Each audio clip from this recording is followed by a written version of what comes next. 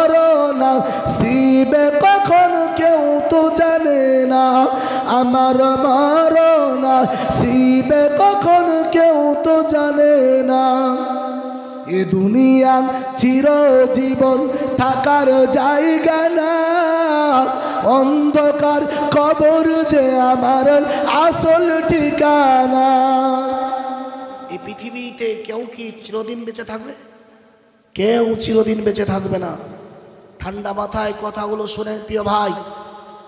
মৃত্যু কখন আসবে, কোন সময় আসবে, কিয়ামতের দিন যে যা অবস্থায় মরবে, যে যা হালাতে মরবে, সেই হালাতে কিয়ামতের দিন আল্লাহ পাক দাঁড় করাবে। ইন্নামাল আমালু বিল খাওয়াতিম। বুখারী শরীফের হাদিসে হযরত আবু হুরায়রা বর্ণনা করছেন, কিয়ামতের দিন যে যা আমল নিয়ে মরবে, মৃত্যুর সময় যেটা তার হালাত থাকবে, সেই অবস্থায় কিয়ামতের দিন আল্লাহ পাক তুলবে।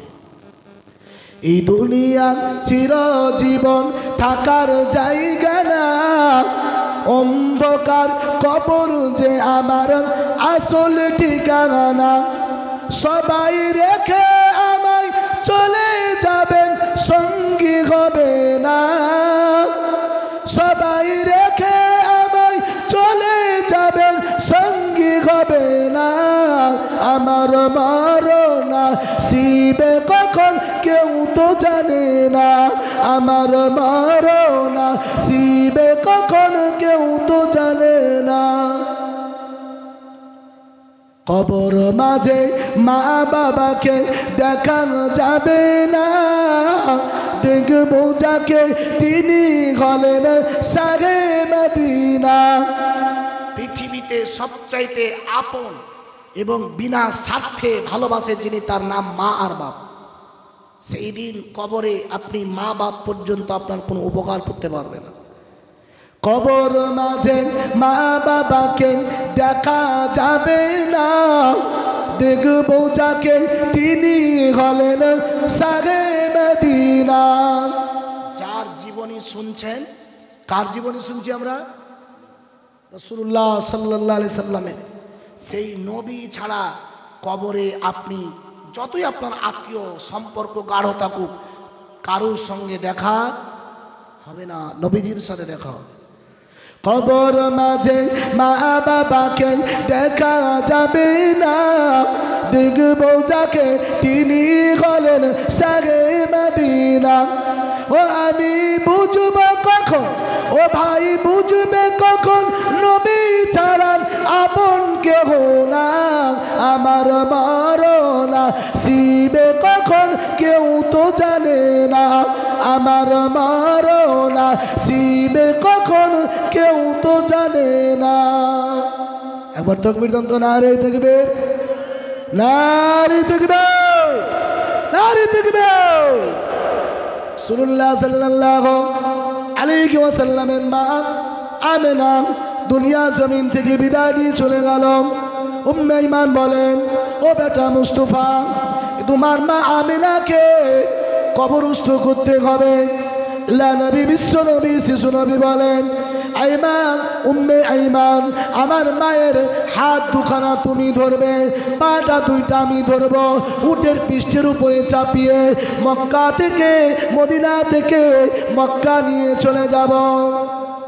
উম্মে আইমান বলছে, বেটা সম্ভব নয়, এটা সিস্টেম নয়, বেটা এখানেই তোমার মাকে কবরস্থ করতে হবে। উম্মে ঈমান বালি যখন সরাচ্ছেন দুই হাত দিয়ে, নবীজিও সহযোগিতা করছে আর জিজ্ঞাসা করছেন, মা এখানে কি করা হবে? বলে, তোমার মাকে এখানে দাফন করা হবে। নিজের শিশু নবী 6টা বছর বয়স, মাকে নিজের হাতে কবর খুঁড়তেছেন, ছোট্ট ছোট্ট হাত দিয়ে সহযোগিতা করছেন উম্মে ঈমানকে। গর্ত যখন খনন করা হলো, উম্মে ঈমান হাতটাকে ধরে আস্তে করে টেনে গর্তে নামিয়ে দিচ্ছিল। যখন নবীজি এমন কান্না কাঁদতেছে, মনে হচ্ছে আল্লাহর আরশ পর্যন্ত সেই কান্নায় ভেঙে পড়ছে। এত কান্না রাসূলুল্লাহ সাল্লাল্লাহু আলাইহি সাল্লাম কাঁদতেছে।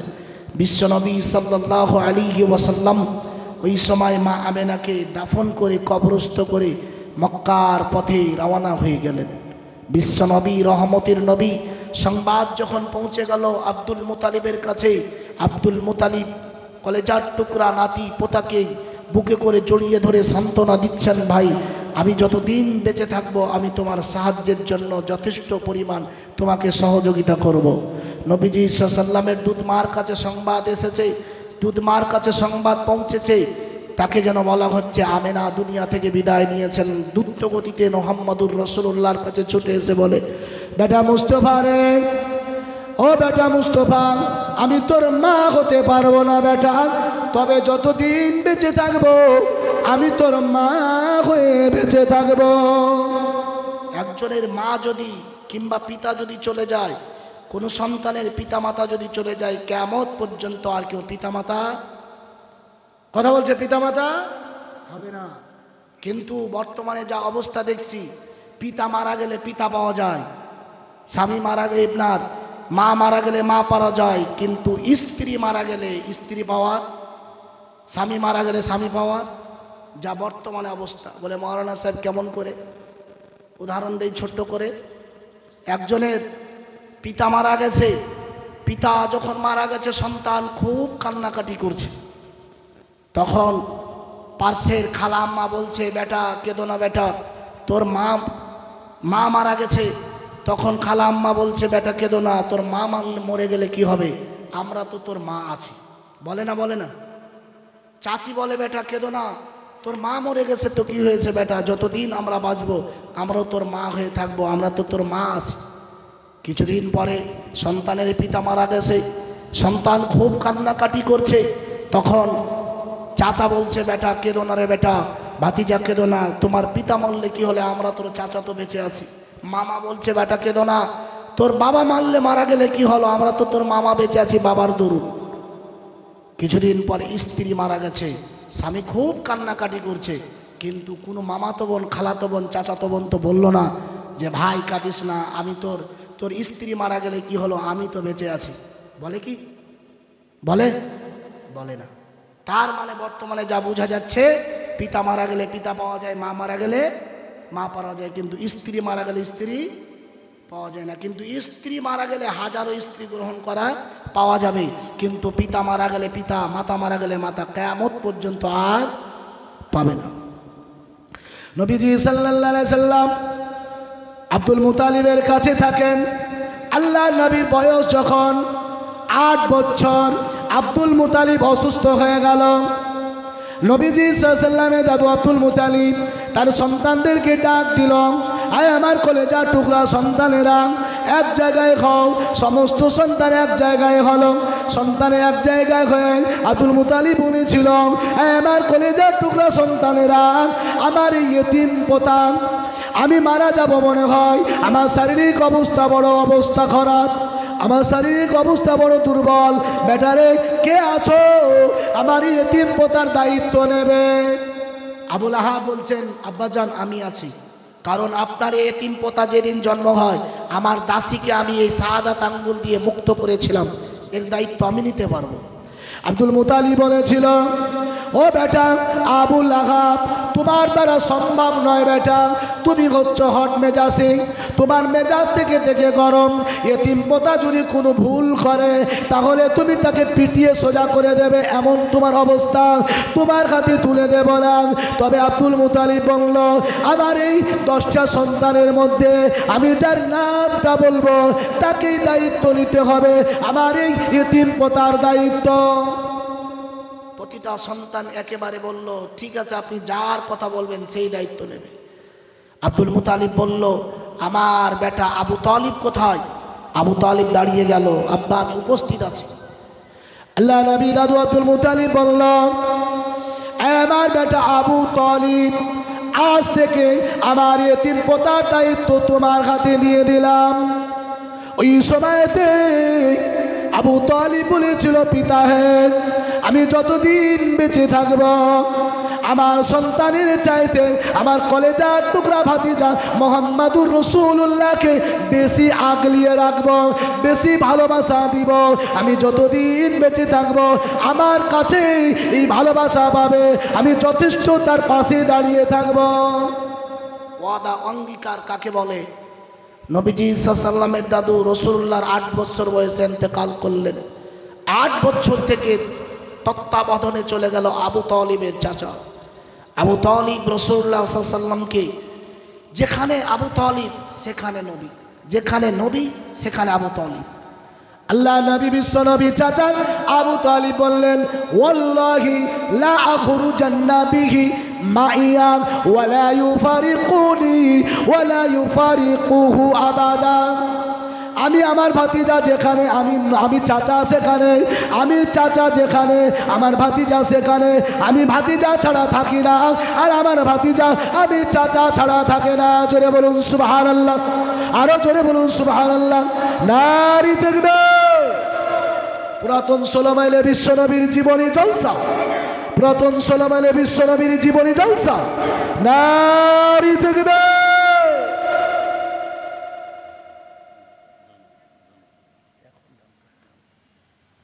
রাসূলুল্লাহ সাল্লাল্লাহু আলাইহি সাল্লাম আল্লাহর পেয়ারা মাহবুব চাচা জানের সাথে থাকে। চাচা জানের সঙ্গে যদি ভাতিজা থাকে তাহলে ভাতিজার সঙ্গে চাচার একটু রহস্য মজা হয় কি হয় না? নবীজি সাল্লাল্লাহু আলাইহি সাল্লাম শুনেন, আল্লাহর নবীর আদর্শ, রাসূলুল্লাহর আদর্শ শৈশব থেকে আমাদের নিতে হবে। নবীজি সাল্লাল্লাহু আলাইহি ওয়াসাল্লাম চাচা ভাতিজার আনন্দ করতে করতে নবীজি সাল্লাল্লাহু আলাইহি ওয়াসাল্লাম পরিধান করতেন লুঙ্গি। আল্লাহর নবী জীবনে কোনোদিন পায়জামা পরেন নাই। পায়জামা হচ্ছে হযরতে ইব্রাহিম আলাইহিস সালামের সুন্নাত। যেমন কুরবানি দেওয়া ইব্রাহিম আলাইহিস সালামের সুন্নাত, মোচ খাটো করা ইব্রাহিম আলাইহিস সালামের সুন্নাত, হাতের নখ কাটা ইব্রাহিম আলাইহিস সালামের সুন্নাত, খাতনা করা ইব্রাহিম আলাইহিস সালামের সুন্নাত, অনুরূপভাবে পায়জামা পরিধান করো নবী ইব্রাহিম আলাইহিস সালামের সুন্নাত। নবীজি সদা সর্বদাই লুঙ্গি পরিধান করতেন।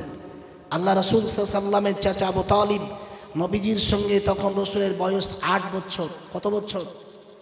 8 বছরে নবীর সঙ্গে তামাশা করতে করতে আবু তালিব নবীজির লুঙ্গিটা ধরে একটু টান দিয়েছেন। আল্লাহর নবী সঙ্গে সঙ্গে জমিনে পড়ে জ্ঞান হারিয়ে দিলেন।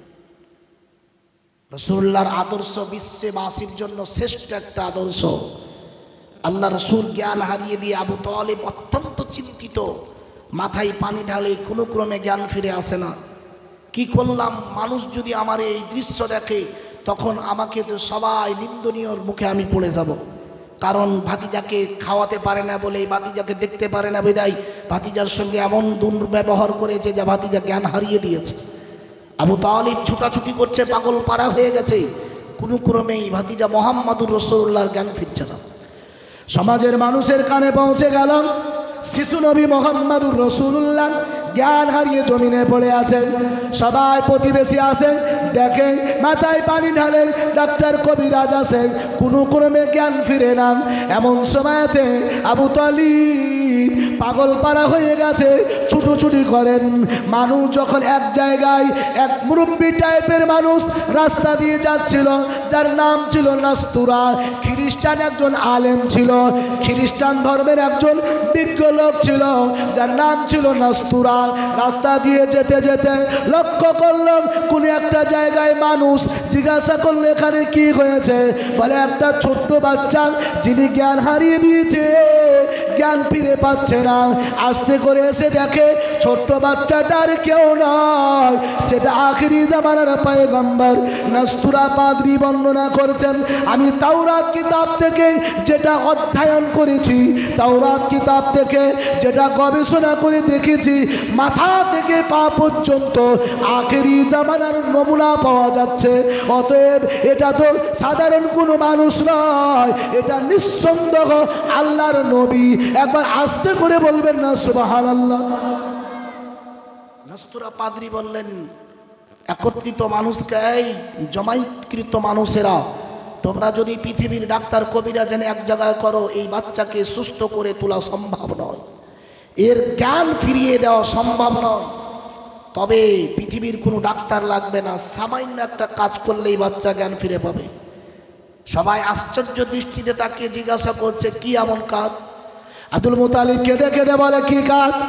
ওই সময়তে নাস্তুরা পাদ্রী বলেছিল, হে আবু তালিব, যেই লুঙ্গিটা পরিধান করে আছে মুহাম্মদুর রাসূলুল্লাহ, সেই লুঙ্গিটা একটু তার নাভির নিচে হয়ে গেছে, নাভির উপরে করলে পরে বাচ্চার কোনো ডাক্তার লাগবে না, কবিরাজ লাগবে না, অটোমেটিক সুস্থ জ্ঞান ফিরিয়ে পাবে। ওই সময়তে আবু তালিব নবীজির লুঙ্গিটাকে তুলে নাভির নিচ থেকে উপরে করে দিয়েছে। করার সঙ্গে সঙ্গে আল্লাহর নবী দোজাহানের বাদশা 8 বছরের নবী শিশু নবী আমার সঙ্গে সঙ্গে জ্ঞান ফিরিয়ে পেল। একবার জোরে বলবেন না সুবহানাল্লাহ। কিছু বুঝতে পারলেন? আমরা পুরুষ রাস্তায় যখন চলি নাভির 1 বিঘাত নিচে থাকে লুঙ্গি, থাকে না? গোটা এলাকার মানুষ এই যে রোড এইভাবে প্যাটকে ছেড়ে গোটা এলাকার নারী পুরুষ সবাই দেখে, কোনো লজ্জা নেই আছে। আর আমার মা বোনদের তো কথা বলেই যাবে না, ওদের যা ড্রেস, ওদের যা অবস্থা, তবে সবাই নয়, বহু বচন নয়, তবে অধিকাংশই তাই হয়েছে। আর জেনা করা সহজ হয়ে গেছে, পরকিয়া করা সহজ করে দিচ্ছে ইউটিউব আপনার ফেসবুকের মাধ্যমে। ফেসবুকের যা অবস্থা, খুললেই অশ্লীল ছবি, খুললেই অশ্লীল ছবি। মেয়ে ছাড়া পুরুষের সংখ্যা কমই ফেসবুকে নাচানা, ঠিক না? দেখতে হাফ গেঞ্জি আর হাফ প্যান্ট পরে নাচানাচির শেষ নেই। কত রকম ভাবে জেনাকে সহজ করে দিচ্ছে, পরকিয়াকে কত সহজ করে দিচ্ছে এই ফেসবুক নামের যে অ্যাপসটা, এতে কত মানুষকে অন্যায় কাজে ডুবিয়ে দিচ্ছে। প্রিয় ভাইরা, পুরুষের জন্য নাভির উপর থেকে হাঁটুর নিচ পর্যন্ত ঢেকে রাখা ফরজ, আর মহিলাদেরকে পায়ের পাতা থেকে নিয়ে মাথা পর্যন্ত ঢেকে রাখা ফরজ। কিন্তু আফসোসের কথা, এমন একটা সময় চলছে যেই সময়ে আপনি রাস্তায় গেলে আপনাকে নারীকে দেখে সাইড দিতে হবে, কিন্তু আপনাকে দেখে নারীরা সাইড দেবে? আপনাকে দেখে আপনি যদি বলেন যে কি মাওলানা সাহেব বাস্তব আপনি ঘুরেন দেখেন 4-5টা নারী যদি থাকে, তো আপনাকে তাকে দেখে সাইড কাটতে হবে, কিন্তু আপনি আপনাকে দেখে সে সাইড কাটবে। আর আগেকার যেই সমস্ত মা বোনেরা ছিল, তাদের তো শান শওকাতি ভিন্ন রকম। পুরুষকে দেখলেই তারা একেবারে, এখনো 70, 80, 90 বছরের মহিলারা, 80 বছরের মহিলারা এখনো যারা বেঁচে আছে, এখনো কোনো আলেম ওলামা, কোনো হাজী সাহেব নামাজি পরেজিকে দেখলে পরে তারা সাইড কেটে যায়, কাটবে না? শেষ জামানা ও মুমিনা, কথাটা তোর নাই মিছে, আখেরি জামানা এসেছে। শেষ জামানা ও মুমিনা, কথাটা তোর নাই মিছে, আখেরি জামানা এসেছে। ভালো আলু কচু হলে অল্প জলে সিঝে, আর ভালো ঘরের ছেলে মেয়ে হলে এক কথাতে বুঝে। এক ধরনের আলু আছে হাজার জ্বালা দিলে, কবু বসে হয় না সিদ্ধ আগুনেরই ফলে। এক ধরনের ছেলে মেয়ে আছে হাজার নসিহত করলে, কবু বসে হয় না পরিবর্তন আলেমের কথা শুনে। শেষ জামানা ও মুমিনা, কথাটা তোর নাই মিছে, আখেরি জামানা এসেছে।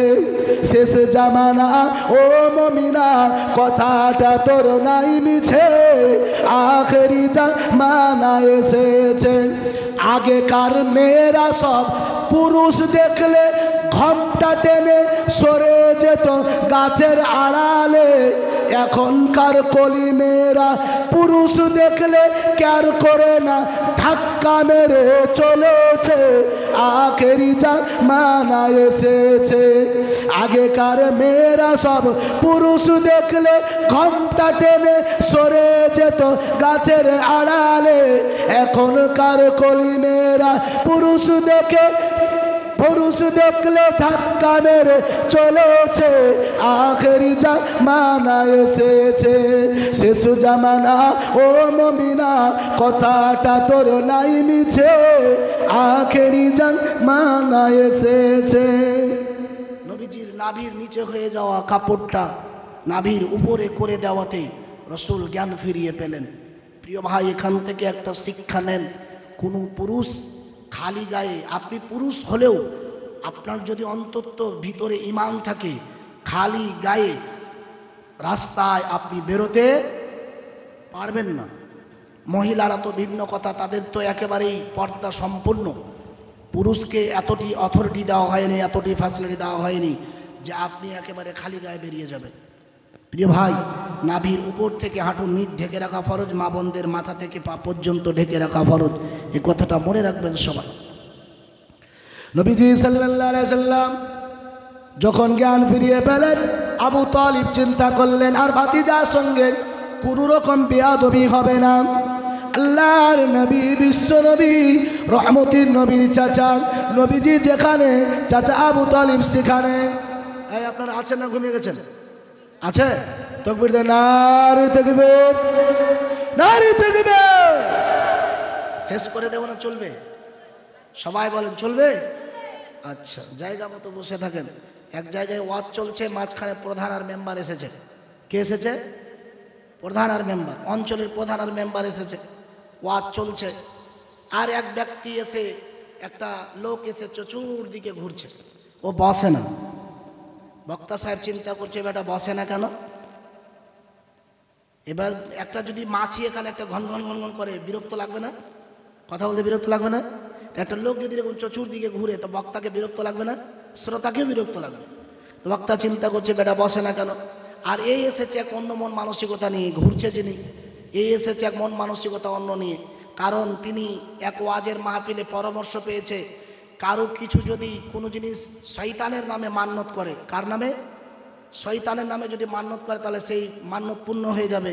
এ বেটা কিন্তু 100 টাকা মান্যত করেছে শয়তানের নামে, যে এই কাজটা হলে শয়তানকে 100 টাকা দেব। মান্যত পূর্ণ হয়ে গেছে, এখন টাকাটা দেওয়ার 100 টাকা শয়তানকে দেওয়ার কথা। এখন শয়তান কিন্তু খুঁজে পাচ্ছে না, চতুর্দিকে সব জায়গায় খবর নিচ্ছে, শয়তান পাচ্ছে না। 100 টাকা কারে দেবে? চিন্তা করছে, এক ওয়াজে যখন পরামর্শ পেয়েছি শয়তানের মান্যতের ফাজিলাত, মান্যতের সিস্টেম, কোনো ওয়াজ নাসিহাতে তো শয়তানকে টাকা দেওয়ার যদি পদ্ধতি বের করে দেয়, তাই তিনি ঘুরছে। আর মাঝে বসে আছে প্রধান আর মেম্বার। প্রধান মেম্বারকে বলছে, বেটা বেশ কিছুক্ষণ ওয়াজ শোনার পরে প্রধান বলছে, এই মেম্বার সাহেব চলো ওয়াজ তো শুনলে। মেম্বার বলছে, ওয়াজ একটু ভালো লাগছে, শুনি, যাবো। বলছে ঠিক আছে, তাহলে তুমি বসো, আমি চললাম। প্রধান যখন রাস্তা দিয়ে বের হচ্ছে, বের হওয়ার আগেই জীবনে জলসার বক্তা বলছে যে ওয়াজ চলাকালীন যে মাঝখান থেকে উঠে যাবে সে হচ্ছে বড় শয়তান, সে হচ্ছে বড় শয়তান। এখন এই ব্যক্তি চিন্তা করছে, শয়তান যদি পেলে এখানেই পাওয়া যেতে পারে, কারণ ওয়াজ চলাকালীন যে মাঝখানে উঠবে সে বড় শয়তান। আর 100 টাকা নিয়ে আমি বেশ কিছুদিন থেকে ঘোরাঘুরি করছি, বেটা শয়তান খুঁজে পাই না, টাকাও দিতে পারছি না, এই জন্যই ঘোরাঘুরি করছে, কে মাঝখান থেকে কোন ব্যক্তিটা উঠবে, ওকে তো 100 টাকা দেওয়ার দরকার। ঘুরছে ঘুরছে তখন মাঝখান থেকে প্রধান মেম্বার হোড়াহড়ি করতে করতে বলছে, ভাই। প্রধান বলছে, ভাই আমি চললাম, আর থাকছি না। মেম্বার বলছে, ঠিক আছে যান, আমি একটু থাকি। প্রধান যখন মাঝখান থেকে মানুষকে ভাগে দুই ভাগে বিভক্ত করতে করতে যখন বের হচ্ছে, তখন এই 100 টাকা নিয়ে বলছে, ও শয়তান ভাই, ও শয়তান ভাই। প্রধানের মেজাজ তো গরম, বেটা আমি এই অঞ্চলের একজন প্রধান আর আমাকে শয়তান বলে সম্বোধন করছে। তখন একবারে কষে একটা চড়, বলে ভাই এক চড়ের জায়গাতে আর একটা চড় মেরে দিলেও কোনো আপত্তি নেই, এই 100 টাকা নিয়ে আজ বেশ কিছুদিন থেকে প্রেসার আছে, শয়তান খুঁজে পাচ্ছে না, লে ভাই শয়তান 100 টাকা। এখন ওয়াজ চলাকালীন কেউ মাঝখান থেকে উঠে যাবেন না, বলুন ইনশাআল্লাহ। যদি পেচ্ছাপ পায়খানা লাগে তো ওটা ব্যতিক্রম, ভিন্ন ব্যাপার। আবার আমাদের তার একটা সিস্টেম আছে, বিড়ি খাওয়ার সিস্টেম আছে, আছে না? ওয়াজের মাহফিলে বিড়ি খাবেন না, যদি প্রয়োজন পড়ে দিয়ে ওয়াজের শেষে খাবেন। পরামর্শ দিচ্ছি না, যদিও সেটা নিষেধ, তারপরে পরে দেখা যাবে, টিফিন করবেন তো। রাসূলুল্লাহ সাল্লাল্লাহু আলাইহি সাল্লামের চাচা আবু তালিব বর্ণনা করেন, আমি যেখানে ভাতিজা ওখানে, ভাতিজা যেখানে আমি সেখানে। আল্লাহর নবী, বিশ্ব নবী, রহমতের নবী চাচা আবু তালিব রাসূলুল্লাহকে নিয়ে যেখানে সেখানে সর্বত্র ঘুরে। নবীজির চাচা আবু তালিব এবারে বিদেশে যাবে, বিদেশে যাবে ব্যবসার উদ্দেশ্যে। সঙ্গী সাথীর আবু তালিবকে বলল, এই আবু তালিব, আল্লাহর নবী, বিশ্ব নবী, এই শিশু নবীকে তুমি সব জায়গায় নিয়ে যাও, তবে বিদেশে গেলে ছোট বাচ্চাকে নিয়ে যেও না, ব্যাঘাত ঘটতে পারে। রাসূলুল্লাহ সাল্লাল্লাহু আলাইহি সাল্লামকে না নিয়ে যাওয়ার পরামর্শ দিলে সঙ্গী সাথীরা। চাচা আবু তালিব ওই সময়তে সিরিয়া দেশ যাবে। সঙ্গী সাথীরা সবাই ব্যবসার মালকে রেডি করেছে, গভীর রাত্রিতে বেরিয়ে যাবে। আল্লাহ নবী চাচা আবু তালিব ব্যবসার মালগুলোকে উটের পৃষ্ঠে রেডি করে রেখেছেন। রাসূলুল্লাহ চাচা আবু তালিব আল্লাহ নবীকে রাত্রিবেলা বুকে করে জড়িয়ে ধরে, মা যেমন সন্তানকে জড়িয়ে ধরে নিয়ে শুয়ে থাকে, আল্লাহ নবী চাচা আবু তালিব নবীজিকে বুকে করে জড়িয়ে ধরে নিয়ে শুয়ে আছে। আল্লাহ নবী চাচা আবু তালিব শুধু রাত পহরাচ্ছেন, কখন সময় হবে আমি ভাতিজাকে রেখে দিয়ে চলে যাব শাম সিরিয়া। আল্লাহ নবী চাচা আবু তালিব ওই সময়তে তার স্ত্রীকে বলে গেল, আমি আমার এই ভাতিজাকে রেখে গেলাম, তুমি এর দায়িত্ব নিবেন যতদিন না আমি বিদেশ থেকে এসেছি। আল্লাহ নবী চাচা আবু তালিব বুকে করে জড়িয়ে ধরে রাখতে রাখতে আস্তে করে গভীর রাত্রিতে আল্লাহ নবীকে বুক থেকে সরিয়ে একটু আলাদা করে দিল। আলাদা করে বেশ কিছুক্ষণ নবীজির পাশে থেকে সরছে না। নবীজি যখন একেবারে বেঘুর ঘুম, আল্লাহ নবী চাচা আস্তে করে উঠে উটের পৃষ্ঠের উপরে চড়ে বসেছে। এবার প্রিয় ভাইরা, অমনি রাসূলুল্লাহর ঘুম ভেঙে গেল। আল্লাহ নবী ঘুম ভেঙে দেখে চাচা উটের পৃষ্ঠের উপরে। নবীজি ঘুম থেকে লাফ দিয়ে উঠে আল্লাহ নবী চাচা আবু তালিবের উটের দড়িটা ধরে বলল, ইয়া আম্মি লা তাকুলুনি ইয়া লা আবালিয়া ওয়ালা উম্মালি। আমার চাচা আবু তালিব, আপনি আমাকে কার কাছে রেখে যাচ্ছেন চাচা? আমার পিতা বেঁচে নাই, আমার মা তো বেঁচে নাই রে চাচা, আপনি আমাকে কার কাছে রেখে যাচ্ছেন? এই মায়াবী কণ্ঠে নবীজি যখন চাচা জানকে বলেছে, চাচা হে আপনি আমাকে কার কাছে রেখে যাচ্ছেন চাচা? আমার মা বেঁচে নাই, আমার বাপ বেঁচে নাই। এই কথা শুনে আবু তালিব উট থেকে নেমে পড়ল, নবীজিকে বুকে করে জড়িয়ে ধরল, সঙ্গী সাথীদেরকে ডাক দিয়ে বলল, ওয়াল্লাহি লা আখরুজান্না বিহি মাইয়া ওয়ালা ইউফারিকুনি ওয়ালা ইউফারিকুহু আবাদা। এই সঙ্গীরা সাথীরা, আমি ওই আল্লাহর নামের কসম করে বলি, আমি আমার ভাতিজা ছাড়া থাকতে পারি না রে, আমার ভাতিজা আমাকে ছাড়া থাকতে পারে না। অতএব আমি যেখানে আমার ভাতিজা সেখানে, আমার ভাতিজা যেখানে আমি চাচা সেখানে।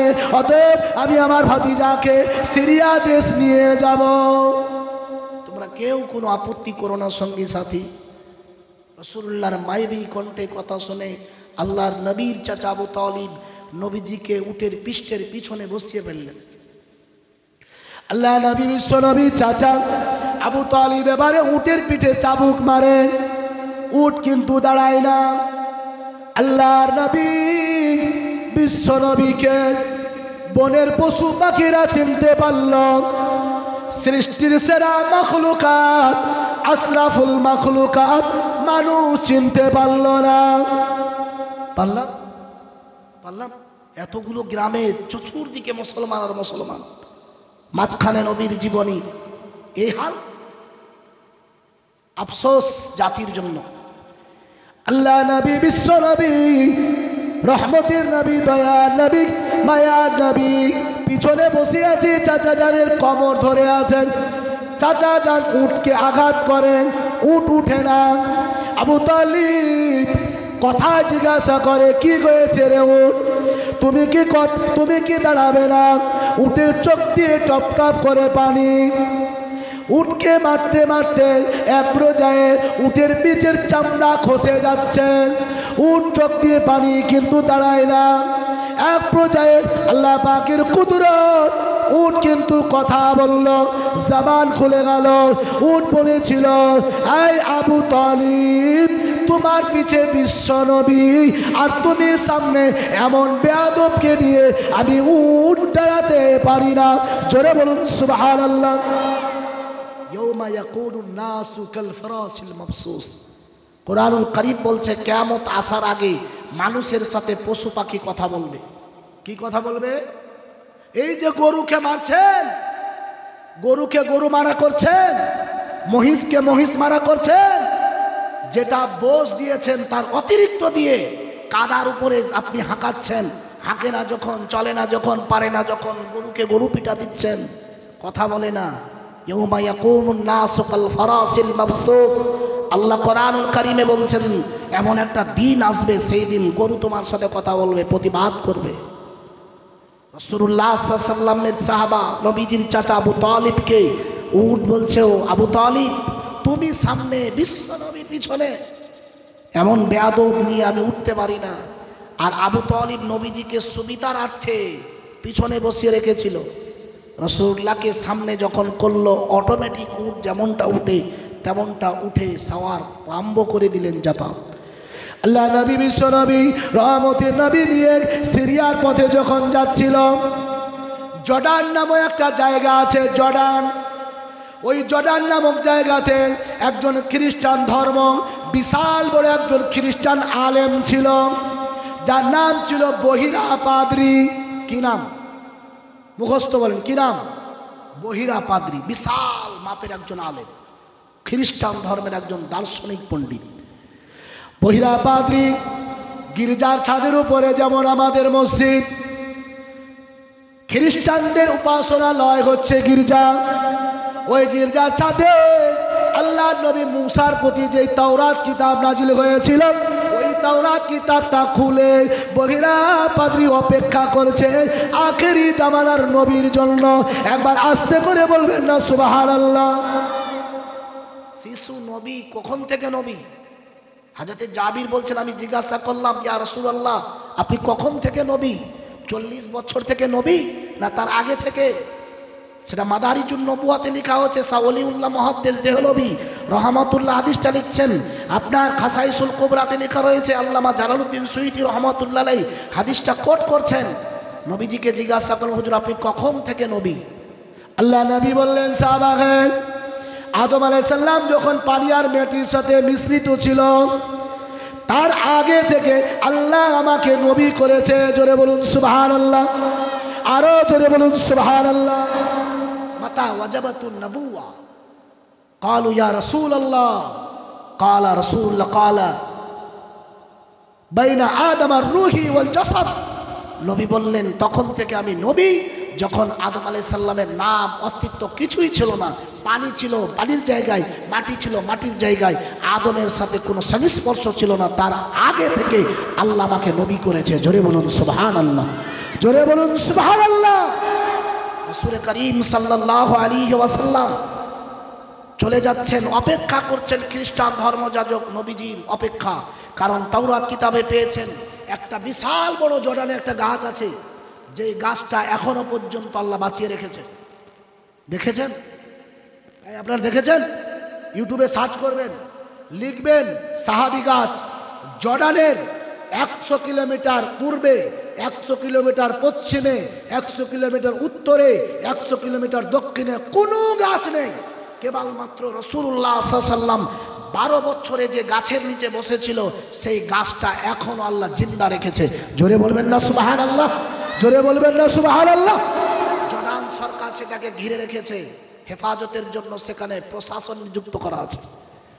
প্রিয় ভাইরা, সেই গাছটা ছিল শুকনো মরা। ওই সময় আল্লাহ নবী সঙ্গী সাথীদের সঙ্গে, চাচা জানের সঙ্গে নবীজি 12 বছর বয়সে যখন সিরিয়াতে যাচ্ছেন, আল্লাহ নবীর চাচাদের অভ্যাস ছিল যখনই সিরিয়া যেত ওই গাছের কাছে একটু আরাম করত। শুকনো গাছ, নবীজি সাল্লাল্লাহু আলাইহি ওয়াসাল্লামকে নিয়ে অভ্যাস মতো গাছের কাছে বসেছে। আল্লাহর নবী বিশ্ব নবী বসার খাতিরে সে গাছে নতুন নতুন পাতা গেজিয়ে গেল। জোরে বলুন সুবহানাল্লাহ। একেবারে পুরো গাছ পাতাতে একেবারে চকচকে গেল। বহিরা পাদ্রী গির্জা থেকে নেমে পড়ল। বহিরা পাদ্রীর তাওরাত কিতাবের সাথে মিলে যাচ্ছে। নেমে এসে বলল, ইয়া মাসারাল কুরাইশ আনা উহিব্বু আন তাহাদুরু কুল্লুকুম ওয়া সাগীরুকুম ওয়া কাবীরুকুম আবদুকুম ওয়া হুররুকুম।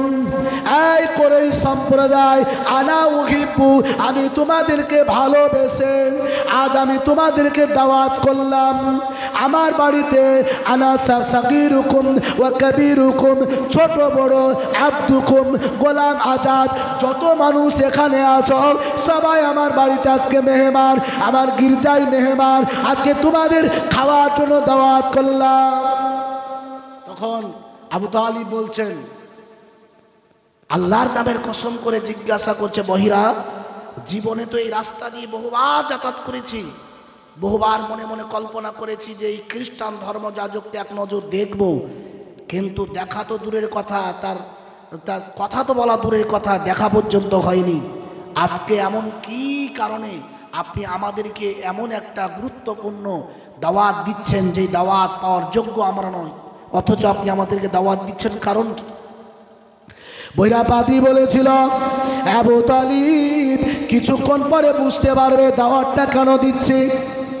আল্লাহ নবী বিশ্ব নবী চাচা আবু তালিবদেরকে সবাইকে দাওয়াত করে বগিরা পাদ্রী বাড়িতে আয়োজন করলেন। আয়োজন সম্পূর্ণ হয়ে গেল।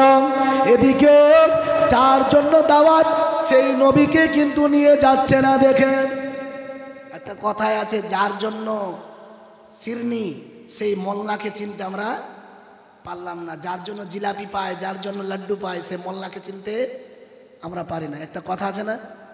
তো রাসূলুল্লাহ সাল্লাল্লাহু আলাইহি ওয়াসাল্লামের জন্য দাওয়াত, আর আবু তালিব বলছেন, বেটা তুমি ছোট মানুষ, এই যে এতগুলো মাল আছে এগুলো দেখভাল করো, বেটা একটু দেখাশোনা করো, খাওয়া দাওয়া করে তোমার জন্য কিছু নিয়ে আসবো। নবীজির সিরাত ইবনে হিসামে লেখা রয়েছে, আল্লাহর নবী মুচকি হাসলেন। নবী বলেন, চাচা কোনো অসুবিধা নেই, আপনারা যান, আমি এখানে থাকি। বিচলিত নয়, রাসূলুল্লাহ সাল্লাল্লাহু আলাইহি সাল্লাম একেবারে চঞ্চল নয়। আদর্শ দেখেন কাকে বলে, রহমতের নবী, দেখলেই মানুষ পাগল পারা, আর আমাদের কৃষ্টি কালচার দেখলেই মানুষ দূরে সরে, ঠিক না? এই যে মুসলমানের মধ্যে বিভ্রান্ত বেশি লাগাচ্ছে কারা? সাধারণ মানুষ। এই সাধারণ মানুষ না, মোটেও না, আমাদের মতন মৌলবি সাহেব যারা অর্ধ শিক্ষিত। যেমন একটা এক্সামিনার যারা খাতা দেখে, যারা মাধ্যমিক পরীক্ষা হবে, অঙ্ক করেছে 10টা ছাত্র একরকম, আরেকটা ছাত্র করেছে ভিন্ন ফর্মুলায়, ভিন্ন পদ্ধতিতে। যদি এক্সামিনার যদি গভীর জ্ঞানের থাকে, তাহলে সেই 10টা ছাত্র যা অঙ্কর সিস্টেম করেছে, একটা যে আলাদা করেছে, তার অঙ্কটাকে সে কিন্তু মাইনাস করবে না, ক্রাস করবে না। তিনি বুঝতে পারবে যে এই অঙ্কটা এই ফর্মুলাতে হতে পারে। আর যদি একটি হাদিস পড়া লোক থাকে, একটি অঙ্কের ফর্মুলা জানা লোক থাকে, তখন 10টা লোকের দিকে দেখে ওই একটা লোকের অঙ্ক কেটে দেবে। আমাদের অবস্থা তাই হয়েছে। কোরআন হাদিসের গভীর জ্ঞান না থাকার কারণে একজনকে আর একজনে অপমানিত, অপদস্থ করছে। কত রকম ষড়যন্ত্র পরিকল্পনা চলছে। আমার কাছে ধরা পড়েছে এই জিনিসটা, এই যে বর্তমান ভোটের যে নির্বাচনের দলগুলো আছে, সিপিআইএম, কংগ্রেস, তৃণমূল, বিজেপি, আছে না? ধরেন এখন নির্বাচন চলছে, উদাহরণস্বরূপ এই 16 মাইলে তৃণমূলের নেতাকর্মীরা আসে একটা মঞ্চ করলো, মঞ্চ করে তৃণমূলের নেতাকর্মীরা এসে কংগ্রেস, সিপিআইএমের নেতাকর্মী, বিজেপির নেতাকর্মীর নাম করবে না দুর্নাম করবে? একেবারে দিল লাগিয়ে ছেড়ে দেবে, যত দূর পারা যায় যত দুর্নাম সব করে ফেলবে। এবার এর সভা শেষ পরে আবার কংগ্রেসের নেতাকর্মীরা আসলো, মঞ্চ করলো, সভা করলো, তৃণমূল, বিজেপি, আরএসএস আর যেই মানে যে সিপিআইএম এদের নেতাকর্মী সুনাম করবে না বদনাম? বদনাম করে দিবে, একেবারে ছেড়ে দেবে। তারপরে কিছুদিন পরে আসলো আবার সিপিআইএমের নেতাকর্মীরা, সেখানে এসে মঞ্চ করে একেবারে আদার্স যেই দলগুলো আছে এদের যা আছে ভুল ত্রুটি একেবারে সব ওপেন করে দেবে। আমাদের অবস্থায় তাই হয়েছে। আমি আমার জায়গা থেকে বসে আহলে হাদিসদেরকে নাই অন্যায় কথা বলি, হানাফিদেরকে হানাফির আহলে হাদিস বসে হানাফিদেরকে গালিগালাজ দেয়, হানাফিরা বসে আহলে হাদিসদেরকে গালিগালাজ দেয়। কাকে গালি দিচ্ছে? সে তো সবই আমার মুসলমান ভাই, ঠিক না? এই কথা বলে ঠিক না? সবই তো আমার জাতি। আমার ডান চোখটা যেমন আমার কাছে প্রিয়, আমার বাম চোখটাও তেমন আমার কাছে প্রিয়। বাম চোখ আছে, বাম চোখের কোনো দরকার নাই, তাই ছিঁড়ে ফেলে দেবেন নাকি? প্রিয় ভাইরা, আমাদের অবস্থা তাই হয়েছে। নিজের ক্ষমতা টিকিয়ে রাখার জন্য আমার দইটাই হচ্ছে মিষ্টি, বাকি যারা দই বিক্রি করে সবারটা টক। এর নাম ইসলাম নয়, এর নাম ইসলাম নয়। কিন্তু আজ আমাদের এই অর্ধশিক্ষিত কিছু আলেমে ইসলামকে কলঙ্কিত করে মুসলমানদেরকে বিভ্রান্তে ফেলে দিয়েছে। সাধারণ মানুষ কোথায় যাবে, কোন পথ মানবে খুঁজে পাচ্ছে না। এও দলিল দিচ্ছে, এও দলিল দিচ্ছে, কার কথা মানলে সাধারণ মানুষ বিপাকে পড়ে গেছে। এবার প্রিয় ভাইরা, রাসূলুল্লাহ সাল্লাল্লাহু আলাইহি ওয়াসাল্লামকে রেখে দিয়ে চাচা যান সঙ্গী সাথী নিয়ে বহিরা পাদ্রীর বাড়িতে যখন গেল, বহিরা পাদ্রী চিন্তা করে আমার বাড়িতে কালো মেঘটা আসবে, নবীজির মাথার উপরে ছায়া দানকারী মেঘটা আসবে, ছোট্ট বালকটা আসবে। ব্যাপার কি, মেঘ দেখতে পায় না, বালক দেখতে পায় না, ছাদের উপরে গির্জায় চলে দেখে আল্লাহ নবী গাছের নিচে বসে আছে, নবীজির উপরে মেঘ ছায়া দান করে আছে। বহিরা পাদিনে বলল, ইয়া মাসারাল কুরাইশ লা ইয়াতাখাল্লাফান্না আহাদুকুম আন তাআবিহি। আয় করে সম্প্রদায়, আমি যে দাওয়াত করেছিলাম তোমাদেরকে, তোমাদের মাঝে সবাইকে দাওয়াত করেছিলাম, আমার দাওয়াত খাওয়া থেকে কেউ কি বাদ পড়ে গেছ? তখন আবু তালেব বলছেন, ওয়াল্লাহি লা তাওয়াল উজ্জা, আল্লাহর নামের কসম করে লাত উজ্জার নাম নিয়ে বলছে যে না না না, কেউ ছাড় পড়েনি, সবাই আমরা এসেছি। বৈরাপাতি বললে, না না না না, আমি যেটা দেখছি তুমি সেটা দেখো না। হ্যাঁ আবু তালিব বলো, কেউ কি ছাড় পড়ে গেছেন? ওই আবু তালিব বলল, আবু তালিব বলল, হ্যাঁ আমার ভাতিজা ছাড় পড়ে গেছে, একটা ছোট্ট বালক। বৈরাপাতি বলে, ঠিক আছে যাও, তার কাছে যাও। দেখ রাসূলুল্লাহ সাল্লাল্লাহু আলাইহি ওয়াসাল্লাম কে নিয়ে আসার জন্য আবু তালিব যখন গেলেন, আবু তালিব বললেন, ভাতিজা দাওয়াত মনে হয় বেটা তোমার জন্যই আমাদের দিয়েছে, তুমি না গেলে বেটা আমাদের খাওয়ার দেবে না। আল্লাহ রাসূল সাল্লাল্লাহু আলাইহি ওয়াসাল্লাম ওই সময় চাচা জানের সঙ্গে গেলেন। চাচা জানের সঙ্গে বহিরা পাদ্রী বাড়িতে গিয়ে যখন উপস্থিত হলেন, তখন বহিরা পাদ্রীকে, রাসূলুল্লাহ চাচাকে বহিরা পাদ্রী জিজ্ঞাসা করছেন যে, হে আবু তালিব, এই বাচ্চাটা কার? হাজ আলী গোলাম, এই বাচ্চাটা কার? তখন আবু তালিব বলছেন, এ বাচ্চাটা হলো ইবনে আখি, আমার বেটা।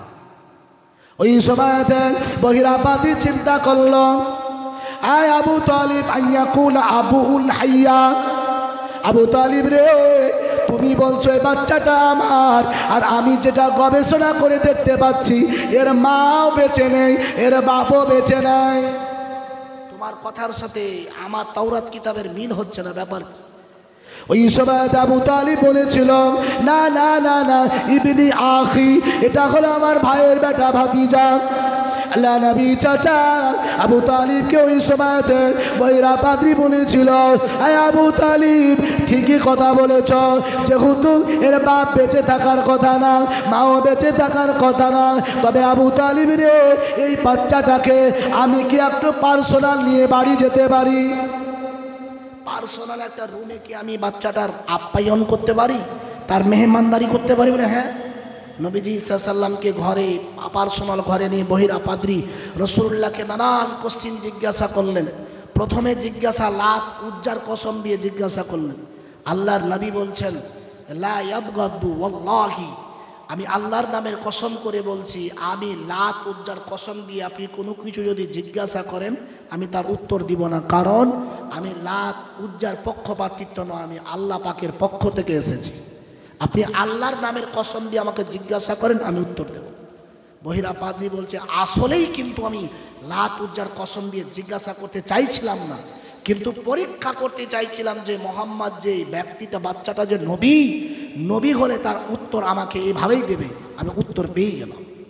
আল্লাহ নবী, বিশ্ব নবী, রহমতের নবী, মাথা থেকে পা পর্যন্ত মিলানোর পরে বহিরা পাদ্রী বলেছিল, আয় মোহাম্মদ, আমি যা গবেষণা করে দেখেছি, মাথা থেকে পা পর্যন্ত দেখতে পাচ্ছি, নিঃসন্দেহ তুমি আল্লাহর নবী, আখিরি জামানার নবী। তবে আর একটা আমার তোমার কাছে আবেদন। কি আবেদন? আচ্ছা, আমি বলছিলাম আপনাদের দানের এখন ওটা তুলতে হবে নাকি? লাস্টের দিকে জীবনের পরিবেশ একটা নষ্ট হয়ে যাবে, একটা কথা আমাকে বলতে না। অবশ্যই দান তুলবো, কিছু দান না তুললে হয় না, দান তো তুলতে। জি, একটা 10 টাকা আমার কাছে এসেছে, 10 টাকাটা নেন, ধরে। রাসূলুল্লাহ সাল্লাল্লাহু আলাইহি সাল্লামকে ওই সময়তে বহিরা পাদ্রী বলেছিল, ও মুহাম্মদ, আমি যা গবেষণা করে পেয়েছি, নিঃসন্দেহ তুমি নবী, এতে কোনো সন্দেহ নেই। তবে আমার একটা আবেদন, তুমি কি আমার সামনে তোমার জুব্বাটা, জামাটাকে একটু উঁচু করে তুলে ধরবে? আল্লাহ নবী বলছে, হ্যাঁ তুলে ধরবো, কোনো ব্যাপার নেই। নবীজি সাল্লাম যখন উঁচু করে তুলে ধরেছেন, রাসূলুল্লাহর 2 কাঁধের মাঝখানে মোহরে নবুয়াত ছিল। কি ছিল? মোহরে নবুয়াত। পায়রার ডিম দেখেছেন? পায়রার ডিম, এই পায়রার ডিমের মতন দুই কাঁধের মাঝখানে রাসূলুল্লাহর একটু মাংস গোস্ত বাড়া ছিল। ওই গোস্তটাকে মোহরে নবুয়াত বলা হয়। সেখানে খোদাই করে লেখা ছিল মুহাম্মাদুর রাসূলুল্লাহ। জোরে বলুন সাল্লাল্লাহু আলাইহি সাল্লাম। বহিরা পাদ্রী বলছে একটু মাথা জামাটা যদি একটু উপ করে তুলে ধরতে, তাহলে আমি মাথা থেকে পা পর্যন্ত গবেষণা করে যা পেয়েছে নিঃসন্দেহ আখেরি জামানার নবী, কোনো সন্দেহ নেই। তবে আর একটা নিশানা আমি নবীর পেয়েছি, সেটার সাথে মিলে কিনা দেখি। আল্লাহ নবী যখন তুলেছেন, সঙ্গে সঙ্গে বহিরা পাদ্রী ওই সময় দেখে আল্লাহ নবী দুই কাঁধের মাঝখানে পায়রার ডিমের মতো একটা গোস্ত বাড়া, ওই মোহরে নবুয়তে খোদাই করে আরবিতে লেখা মুহাম্মাদুর রাসূলুল্লাহ সাল্লাল্লাহু আলাইহি ওয়াসাল্লাম। বহিরা পাদ্রী বলল, ও মুহাম্মদ, জামাটা নিচে করো, আমার কোনো সন্দেহ নেই, নিঃসন্দেহ আখেরি জামানার নবী এই মুহাম্মদ ইসলাম প্রচার করা পর্যন্ত যদি আমি বেঁচে থাকি, তবে আমি আপনাকে নবী বলে স্বীকৃতি দিব, নবী বলে মেনে নেব, কলেমা পড়ে মুসলমান হয়ে যাব। ও মুহাম্মদ, যদি আমি ইসলাম প্রচার করার আগে আমি বহিরা যদি মারা যায়, আল্লাহ যেন আজকে আমাকে নবী ইসলাম রসুলকে মেনে নেওয়ার কারণে আল্লাহ যেন আমাকে মুসলমানের খাতায় আমার নামটা লিখে দেয়। জোরে বলুন সুবহানাল্লাহ। নবীজি সাল্লাল্লাহু আলাইহি সাল্লাম, বুখারী শরীফের হাদিসের তাসরিতে লেখা আছে, রাসূলুল্লাহ সাল্লাল্লাহু আলাইহি সাল্লাম একদিন স্বপ্নে দেখছেন বহিরা পাদ্রীকে জান্নাতের মধ্যে। আল্লাহ নবী জিজ্ঞাসা করলেন, বহিরা ব্যাপার কি বুঝলাম না, তুমি জান্নাতে অবস্থান করেছো কেন? বহিরা পাদ্রী জবাব দিয়েছিল, আয় মুহাম্মাদুর রাসূলুল্লাহ, 12 বছরে চাচা জানের সঙ্গে যখন সিরিয়া যাচ্ছিলেন, গির্জার নিচে ডেকে আমি যে নবীর সার্টিফাই দিয়েছিলাম, নবী বলে তোমারে পরিচয় দিয়েছিলাম এবং ওয়াদা করেছিলাম ইসলামের দাওয়াত দেওয়া পর্যন্ত বেঁচে থাকলে কলেমা পড়ব, মরে গেলে আল্লাহ যেন আমার ঈমানটা গ্রহণ করে। ও নবী মুহাম্মদ, আমার আল্লাহ সেই দিন আমার ঈমানটা কবুল করে নিয়েছিল। জোরে বলুন সুবহানাল্লাহ। এই জন্য আমি আজকে জান্নাত। রাসূলুল্লাহর সঙ্গে এমন কথাও চলছেন, এমন সময় 10 জন তরুণ যুবক একেবারে লাঙ্গা তালোয়ার ধারালো অস্ত্র নিয়ে বহিরা পাদ্রীর দরওয়াজাতে ঠক ঠক করছে। আল্লাহ নবী বিশ্ব নবী রহমতের নবীর সঙ্গে কথাবার্তা চলছেন। খ্রিস্টান ধর্মযাজক দরওয়াজা খুলে জিজ্ঞাসা করলো, কারা তোমরা? কারা? বলে আমরা হচ্ছি সিরিয়া দেশ থেকে এসেছি।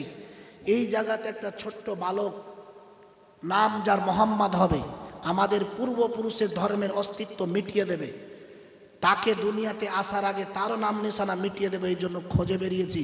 ওই গাছের নিচে বসবে, কথাটা প্রমাণ সত্য, কিন্তু গাছে কাফেলার তামাম উট আছে কিন্তু বাচ্চা নেই।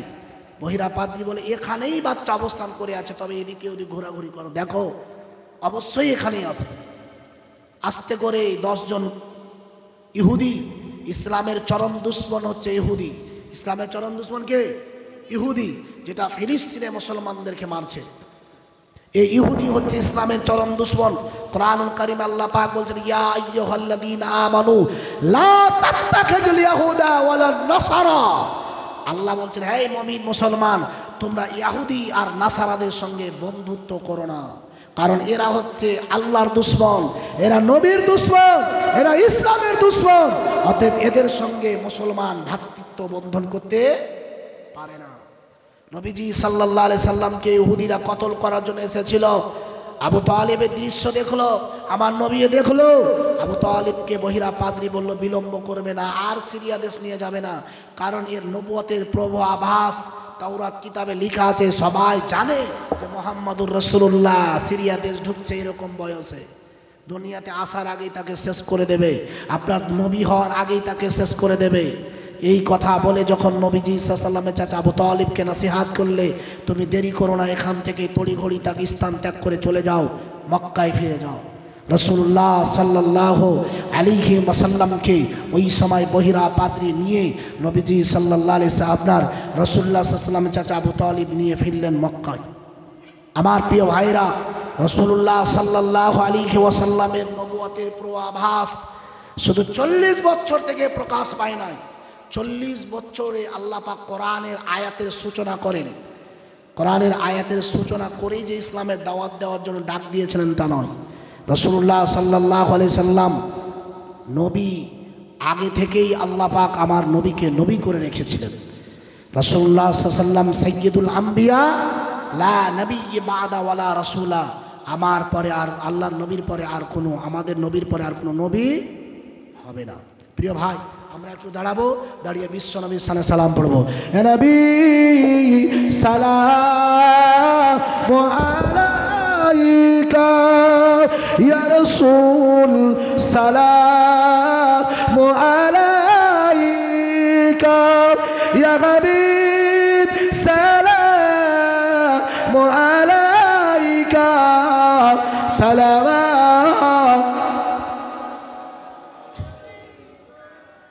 প্রাণ খুলে গলা ছেড়ে আওয়াজ করে, কেউ যাবেন না, আওয়াজ শেষ হয়নি। যারা কালাস ক্যাম্প পড়বে না বসে থাকেন, যারা সালাম পড়বে না বসে থাকেন, কোনো সমস্যা নেই।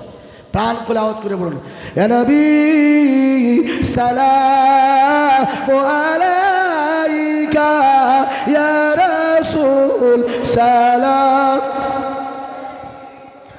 ইয়া হাবিব সালাম আলাইকা, সালাম, ইয়া রাসূলাল্লাহ ওয়া ইয়া হাবিবাল্লাহ। দয়ার নবী গেলেন মদিনায়, পালকিতে চড়লেন তিনজনা, রাস্তাতে পড়লে বিমারে, মা গেলে নবীকে ফেলে, ইয়া নবী ইয়া রাসূল সালাম, ইয়া হাবিব সালাম আলাইকা, সালাওয়াত, ইয়া রাসূলাল্লাহ ওয়া ইয়া হাবিবাল্লাহ। তোমারি উসিলা দিয়া কান্দিলেন আদম হাওয়া, হইল মাবুদের দয়া, কবুল করিলেন দুআ, ইয়া নবী ইয়া রাসূল সালাম, ইয়া হাবিব সালাম আলাইকা, সালাওয়াত।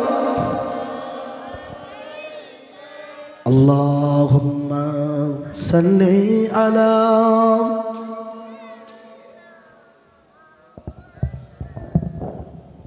ওয়া আলা আলি সাইয়্যিদিনা।